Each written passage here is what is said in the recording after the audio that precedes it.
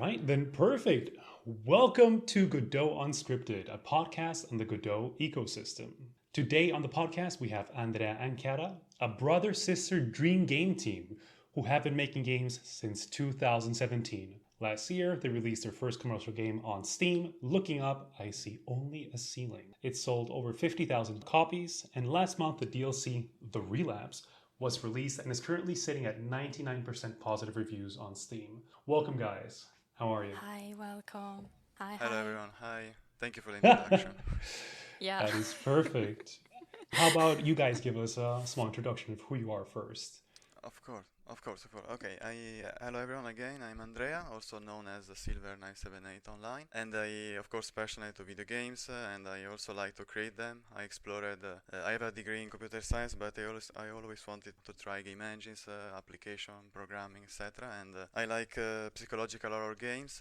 I like to create this type of experiences, but I'm open to any genre. The important thing for me is to create fun experiences that also leave emotional impact on you, on the players.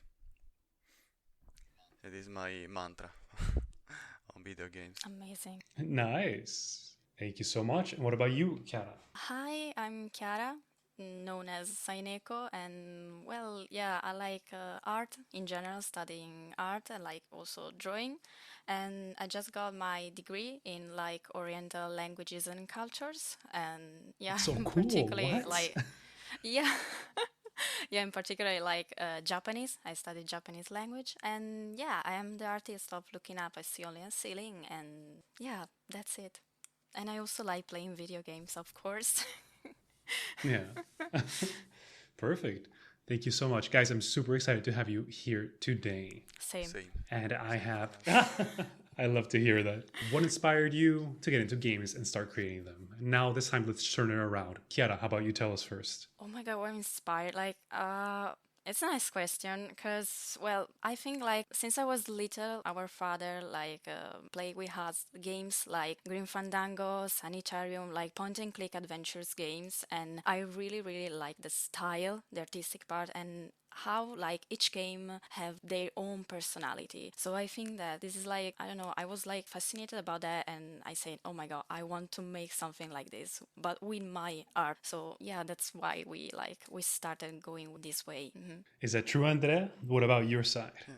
Yes, I confirm. Of course, I'm the older brother, but it was the same. Our father introduced us to video games, starting with more action games like Tomb Raider, and after that, I was captured by the video games world, and I started to wanted to know more about how to create them. I started with Scratch, which is a very popular program, very simple. I mean, to create simple experiences. Then I also started to learn programming, and we arrived to this point where I'm using Godot, and we created this experience. And yes, I connect with the speech of Chiara, and it's the same for me. We are passionate about narrative experiences and also games like Silent Hill, psychological games, and we tried to also the atmosphere of these games. So sometimes you think, I mean, the programming is important, but also the involvement of the story, of the audio, music, and we wanted to create something similar, and the inspiration came from this. Also, of course, also from movies. We also watch a lot of movies, Yeah. and we mix it all together, Mm. like usually happens. The brain do the calculation, then you have the idea. That's really cool. Before we get into the present, though, I'd really love to hear about one of the first projects I found from you on itch.io. It's called a Grandmass Energy Gem from Yeah. 2017. Yes. Exactly. Yes, the Grandmaster Energy Jam Oh, was our yeah. first game jam game. Yeah, yeah. We did it during a local event in Italy, about of course a game jam in Italy, and it was, I mean, you can see our style, of course the artistic style. You can see it also in this game because Chiara made an anime drawing, and you can see it a bit of the similar style of looking up. You can see it there, but the game was completely different as regards the genre because it's an action game where you move around very fast. The story is about a boy that at his grandmother's home, and he wants to eat, and he finds this magic gem, and you move around a gem jar, and you move around very fast with this gem. You have to avoid obstacles, collect good items, and it's also a top-down game, very different from the horror, psychological point and click style, completely opposite. But yeah, we started from there with this type of games. We made simple games, but that was the first that we published. I love that so much. And how was it working for the first time together? Was it the first time you really worked together? No, actually, we made like 5 games before the Grandmaster Energy Jam, but they were really, really simple. Yeah. And yeah, I mean, but it was really, really nice. I mean, I love the game. I love this game, Grandmaster Energy Jam. I don't know, because I like the story. It's really like, I don't know, it's silly, but at the same time, it works somehow. To be honest, I would like to maybe like take these old games and make like some kind of remake with new style and new gameplay, new mechanic, maybe in the future, because I really like some of the old games, like the ideas or the art style. Yeah, so maybe in the future we will have some remake of those games. I would love to see that. Thank you. Yeah, thank you. And there's several other games here, and I have a question about these because eventually a collective forms called Eternium Galaxy, responsible for most of the Game Jam games. Does that include the two of you? Yeah. Yes, yes. We always were the main people that created the games. Me as the designer, programmer, and Chiara as the artist. But I mean, for all the other roles, like the design, we always talked about together, like in the small teams. Some roles are flexible. We started with another group that was called My Indie Galaxy. The idea was to involve some people in our region in Italy where we live to create games together. So our first objective was not to create commercial games, but to create a community, an Italian community that worked on games That's together. really nice. Thank you. For some matters, we abandoned the project and we created the Eternium Galaxy. The Eternium Galaxy, in fact, you see on itch.io, all the games we posted on itch.io were made by this Eternium Galaxy. And the main people we were always us, but we involved some friends. These two groups were just a very passionate groups with personal project. It was not nothing about commercial. In fact, on itch.io, all the games are free to download. Okay. Under the name Eternium Galaxy, we also made cosplays. What? Yeah, Or yeah, the I pictures? we still have I think a YouTube account, but it's of course abandoned. Also on Instagram, for example, we have Eternium Galaxy. We just have a single image with service termination artwork. There is an artwork with all the character of our old games all together, because I also wanted to make a separate distinction between Ethereum Galaxy and Silver978 and Saineko, because I mean, maybe we will talk later, but I just say now, we decided to keep our individual names. We were together, but we decided to stay as individuals. But yeah, with looking up, you see, I mean, I think that you can see the difference also in maybe in the quality. You can see that it takes many years to to create something, even if Looking Up is a short game. The base game is short. It took us a lot of years before publishing something on Steam. Maybe it can be useful to some people to know this also. For sure. Both of you have a long history creating these games. And I find it really nice that you both kept your own individual identity, especially because, for example, Chiara, if I'm not mistaken, your Instagram has pictures dating back to 2014. Have you always known that you wanted to be an artist or game artist? At first, I just wanted to be like an illustrator in general, not really game designer. But then, like Andrea, like had this idea to why don't we try making games and you make the art for the game. And I was like, oh my god, I don't know, like it's a really like being responsibility to like see my art everywhere on the internet, on Steam, or I don't know, it was like, I don't know, it was really really weird at first, but right now I really like it. I mean, I will say that right now I want to be like a video game artist and not just an illustrator in general and like a freelancer illustrator. I would say I am a video game artist. I really like it. I really love it. I just found my way, my future, I can say. This is getting too inspirational. It's like a psychological journey also, the experience. Oh, I love to hear that. All right, now we can move on to the actual meat, the juiciness. The looking up, I see only a ceiling. And I want to ask, where did the idea for the game come from? Okay, I go on, Chiara. I start first. Okay.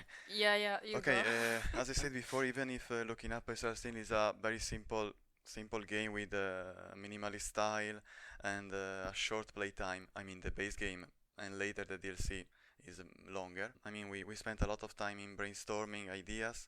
We started working on a sort of visual board where we threw some story ideas. We had like 10 ideas, 10 or more ideas. Oh In the Jesus. creative Yeah. process is always like this. You have a lot of ideas. I mean, the idea about this was added by Chiara. So Chiara had this idea. We saw the trapdoor of our ceiling in our home. I think it's Okay. called the trapdoor. The trapdoor that you open and you go to the ceiling. Chiara sent me a photo about the trapdoor in the ceiling of our home, Mm-hmm.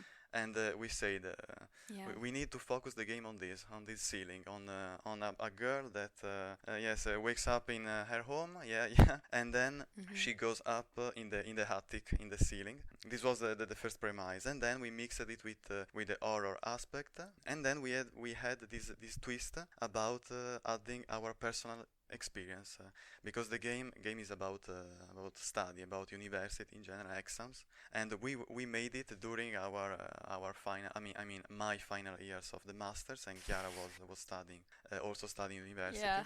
and we choose to put our personal experience in the game, and this was like a creative fuel for the game, because we had the story ready in this way, by putting our feelings in the game. But yeah, the start of everything was this ceiling, this door in the ceiling that we have in our home, and Mm-hmm. you can also see it in the game. I mean, if you play it, if people play it, they know it very well. I mean, it's a key point in the Oh game. my God. Is the home also accurate to how your home is, Uh, or no. This yes, just kept that detail. just Yeah. asking, just asking? Yeah, also because also making the apartment of the girl, of the protagonist, was a design process, and so we created it from scratch. We checked some references of apartments online. After some time, we decided to make a map of the apartment. We made it in order that the protagonist makes a certain path, also that is also involving for the story. Have you guys actually explored your attic in real life? I hope so. Nothing is hiding there. Yeah, actually, like, I'm sorry now, because actually in the game I use as a reference like the photo of our like ceiling. Yeah, that's our Oh ceiling. no.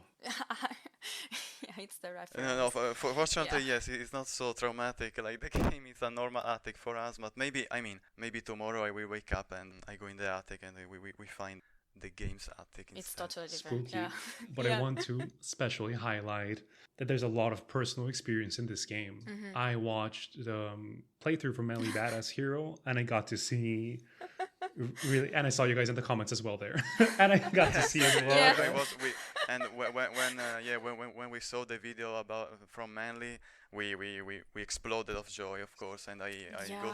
I went straight to the Yeah. comment to say thanks to Manly. Yeah, yeah. Yeah, it was amazing. Like I remember, like Andrea sent me the link. I was like, "Oh my god, look at this, Chiara! Look! Oh my god, what?" This time topic is something that is very relatable not only to students but to working people, right? We all struggle with balancing our time, responsibilities, and passions. Could you talk more about how this topic affected in your real life? As regards my personal experience, and also I think also Saineko, in our personal life, for example, during university, the time was psychological enemy also in real life, but for every people, because when I prepared the exams, I felt to haven't studied well. One day I didn't feel to study, and that day, if I didn't study every hour, for me it was like wasting my time. So and the time Yeah. went on, of course. Yeah, if you reach, the date of the exam or the date of a project deadline, work deadline is always coming, no? And sometimes, it's natural. Sometimes you procrastinate. It can happen. Also for this project specifically for looking up, yes, like every project, we needed to support each other, because sometimes you can lose motivation. It's normal. I want to talk about this very naturally. There were some days where we didn't have motivation, or we thought that the game wouldn't have this success. We wanted to, as you said, we wanted to represent it also in the game and use it. I think that the failures, the errors, mistakes are instead opportunities to learn. losing motivation for a day can be translated in you rest for that day and you get again on the project the next day. You can use a day where you lose motivation. It's not a bad day, but a day when you learn that you also need some rest. And you also in the DLC of the game, looking up, we try to express this, to transmit this, that the failures can happen. We can use them as also as an energy to progress. To make a recap, we also had some moments of like some little breakdowns, but we try to stay strong and go. I mean, it's complex. I know. Of course. In the work field. That's a fantastic message. Do you have something to add to that, Chiara? To be honest, I have nothing because Andrea said everything, and I share the same feelings. Yeah, about like university life, wasting time, but yeah, we managed to do it. That's so nice. I also see in the game quite a bit of Japanese influence, and I've seen more or less on social media that this might be coming from you, Chiara. Is this correct? Yeah, I mean, I like Japanese art in general, like anime, manga. I mean, we started like reading and also like watching anime. Then I'm kind of like focused on more like about the historical part. I don't know, like the art history of Japanese, maybe studying more about like old Japanese form or art or like temples, castles. I also had like a lesson on in my university about like Japanese art. And I learned like from the ancient times to the modern times, and it was really really interesting. So yeah, I would say that yeah, of course Japanese art influenced me a lot during these times. Also I like it because it's really like a free art. I don't know, you can see like there is a lot of freedom in Japanese art. People don't like judge you and you can like draw whatever you want. I believe that every kind of art is more like it's an expression of the artist. It can express themselves. So you don't really have to judge an artist. Nice. Before moving forward, I do want to ask why Godot? Who chose Godot and why did you choose it? Sure, yes, of course. For as regards the programming side, I usually make the decisions, but I also involved Chiara in some aspect design process, and also I share with her some of the aspects of of working with Godot. I chose Godot mainly, maybe it's a it's a simple answer, but mainly because I liked it. I started, as I said before, with the Scratch, and then I changed it in Game Maker. Then other I try. I like to try different computer applications, and I like to test them. After Game Maker, I also, of course, I use Unity. I also use Unity for work with some work related projects. But after using Unity, I needed something lightweight, simple, fast, and I also, of course, loved the open source nature of Godot. Yeah. And then when I first opened Godot, I instantly felt in love with it because the scene system, node system, also GDScript, the language, I find it super fast for making prototypes. Oh, okay. Yeah. For making prototypes, but also I could say also to make a final game. Our game, Looking Up as Well as Ceiling, we made a prototype, but the prototype was evolved. I didn't make two separated games. I just made Looking Up and then morphed it until you see the final result now.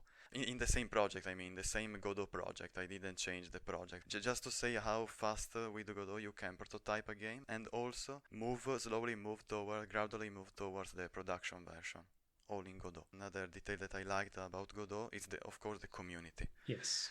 There are tons of add-ons, free add-ons, also people that make tutorials, and also by just chatting online, you meet fantastic people that help you in making basically everything in Godot. That's wonderful to hear, and an inspirational message to everyone wanting to start using Godot. Yeah. Now I have an interesting question. So I want to ask both of you what your biggest challenge faced was. First, individually, for example, you, Andrea, what you faced, and then you, Chiara, what you faced as an individual, and then together what this challenge was. Sure.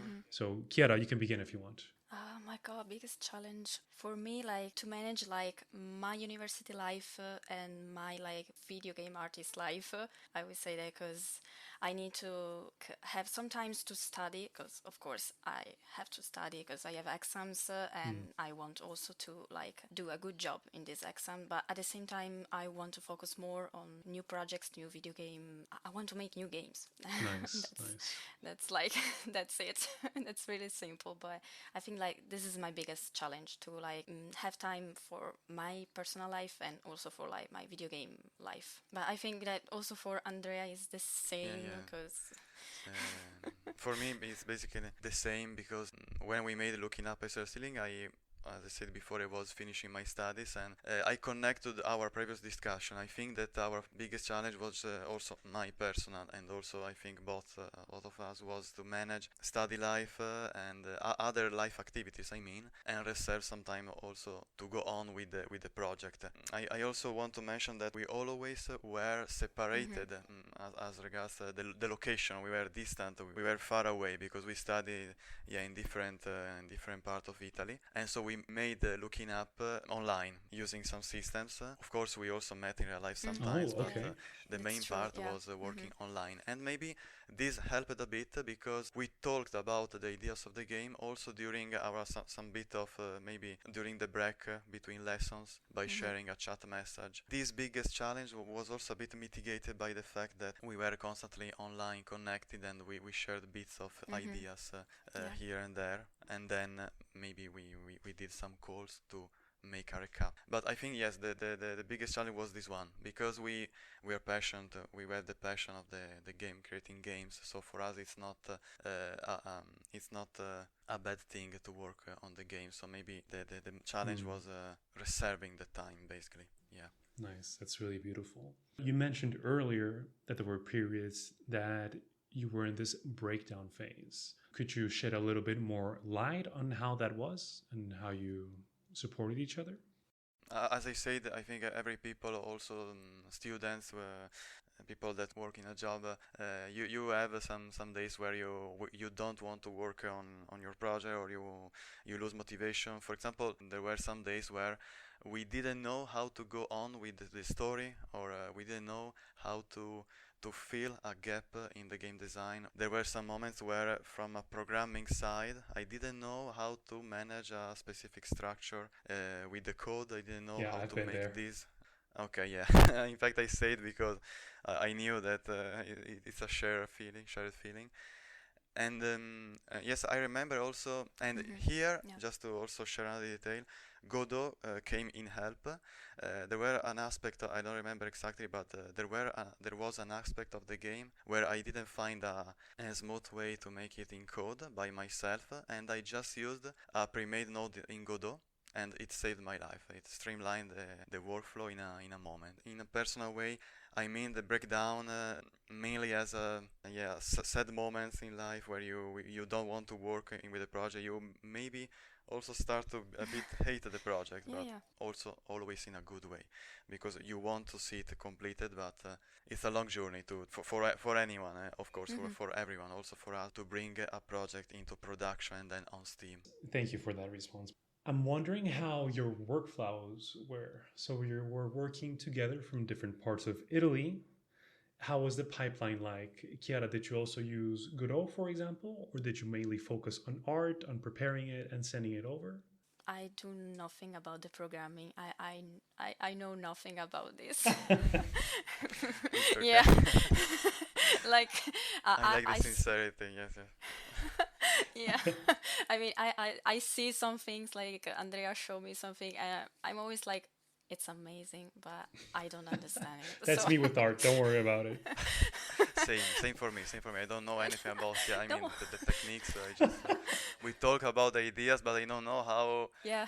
because I also made some drafts like with paint, and then Chiara turns them in the graphics that you see in the game. That's a pretty good Yeah, yeah, workflow. and yeah, it was yeah, and that this is our workflow because at first, like Andrea makes like all the sketches, and they are like stickmen of the character, and you can play like the game with the stickman, and then he's like, okay, I want to have like this and this, and I'm like, okay, don't worry, I got this, and I like Yeah, I just like see the sketches and then we talk together about like some parts, like maybe we can do this, do that, and then I just like make the drawing, I show him, and we are like, okay, I like it. Yeah, and I sent everything to Andrea, and then he put it on Godot. I don't know how, but he make it, so it works. It works. That's the most important thing. Yeah, yeah. I want to move forward to the release now. I want to first ask you what preparing for that was like and how you managed to work and find the publisher in the arc, since they've also helped with Backpack Battles, Peglin, and other. Yeah, yeah, yeah. Looking Up SR City started as a personal project. Just we randomly choose to put it on Steam just to sell the game for a price. Because I think that if you know that you will sell the game to the players, I think that you make different design decisions also. Because Yeah. of course you need to complete a project. You need to do it in a limited time. I want to try the career, so I need to set a deadline. Yeah. And also just preparing the game for Steam was already a different process instead of itch.io, for example, because on Steam you have to sign documents. The process it has a different structure.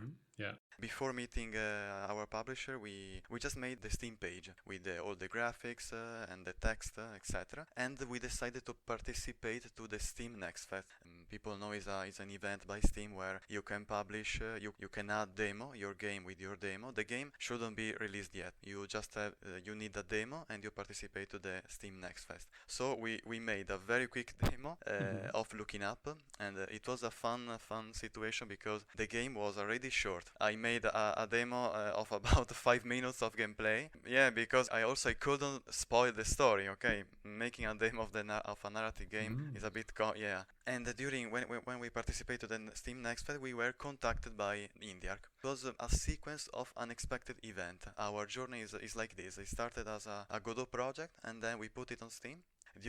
Before the release, during the Steam Next Fest, we were contacted by IndieArc, and we decided to sign the agreement with them and publish the game. We decided the release date with them. After we were contacted, all the managing aspect of the game were decided with them. The game, yes, was released on the 9th of March, and that day, at the hour of release, I was attending a university lesson. I mean, I was super emotional, super happy, but I couldn't express myself because I had to focus on the lesson. I just pressed the green release button of Steam, and the game was online.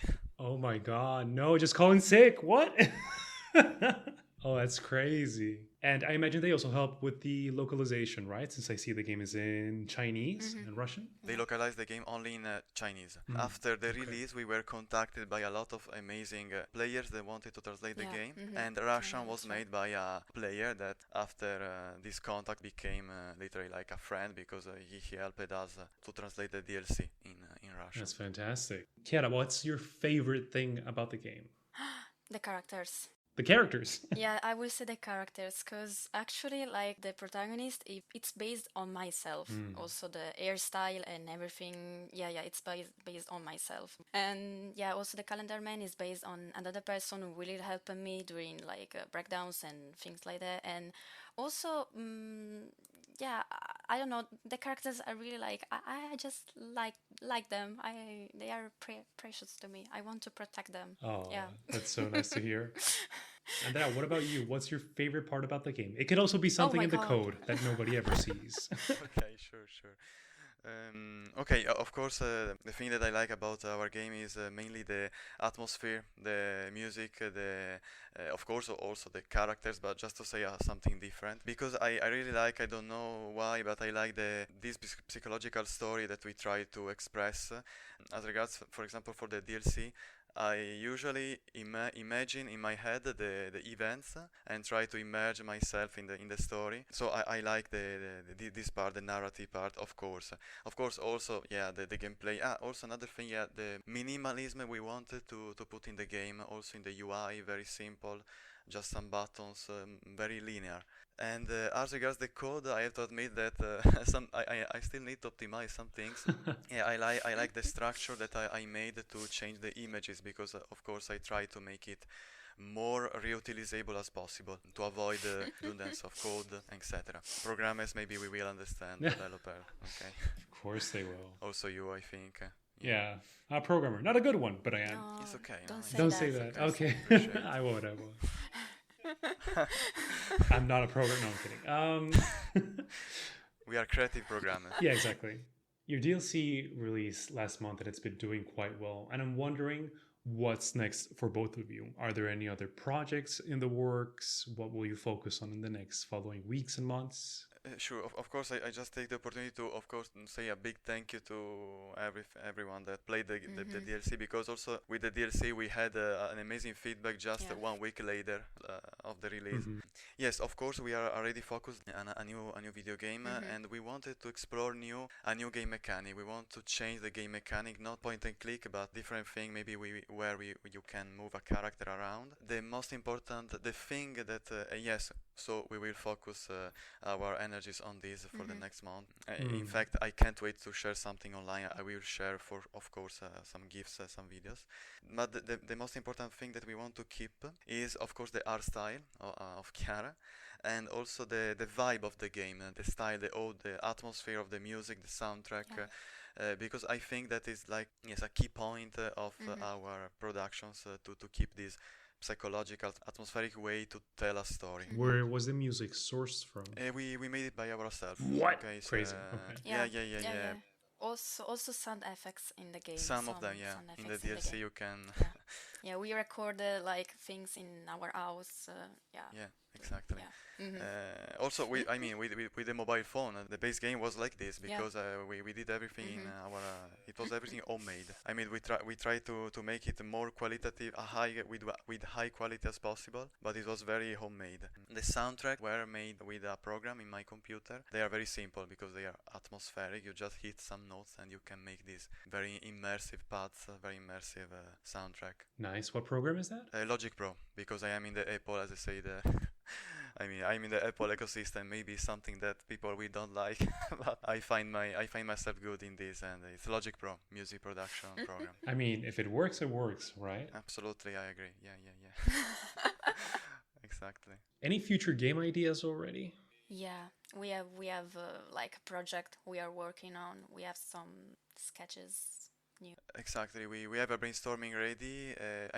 We want to focus the new game on another protagonist. I don't think we will be connected to Looking Up. I will do a little spoiler. I already in my mind the idea for a sort of sequel of Looking Up, but we want to let the DLC have its own way now. We want people to enjoy the DLC now. This new project, we want to create something different with a new protagonist, but it will be a life situation like Looking Up, an exploration of another life situation. When I have something, presentable, I will put videos. But now we are still in a bit of brainstorming process. We are making a prototype with some drafts made by Chiara. But we are in good position. We will. I think that not super soon, but in a limited time frame, we will show something. I'm super excited to hear that, and that's a perfect note to start the end of the podcast. So, before we go, where can people follow you, support you, and purchase your game? Plug your stuff. Wow. Oh my god. Thank you. No. Okay, so people can buy our games on Steam. They can just search on Silver978 and they can find all the games on Steam. But also we have every social media like Twitter, I don't know, Instagram and something like that. You can just look for our name, Saineko and Silver978, and you can find us. Yeah, you can find our game on Steam. We use Steam, the Steam page, as our entry point. Just like Chiara said, if you just type on Google Silver978 or Saineko, you find also our website. We also have a Discord community, and people can join from our Steam page in the right sidebar. There are all the links. Fantastic. Then, thank you so much for your time, Thank you. Andrea and Chiara. Thank you so much. And thank you to everyone who stopped by to listen today. This was Godot Unscripted. Cue free. You go first. Go. I hope that our journey, the fact that looking up was started from a very personal project, a little project in Godot. I hope that it will inspire you also to make your own game. Believe in your idea, don't let you down. I mean, keep believing in your ideas, and you will arrive to the goal. And thank you for the opportunity for the podcast, of course. This is important. Guys, thank you so much for everything today. Thank you so much. It was amazing. Like, thank you. Bye bye. Have a nice Bye. See you day. soon. Thank Bye you. bye.